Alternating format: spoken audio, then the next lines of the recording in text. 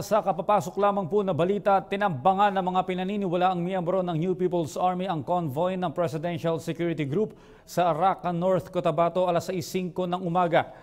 Ayon kay PSG spokesperson Lieutenant Colonel Michael Aquino, lula ng dalawang sasakyan ang 10 PSG members na patungong Cagayan de Oro City ng tambangan ng tinatayang nasa 100 miyembro ng NPA.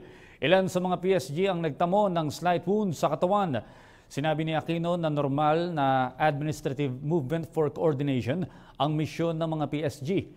Mabilis ding nakapag-reinforce ang mga pulis at sundalo sa lugar kaya't agad na umatras ang mga rebelde.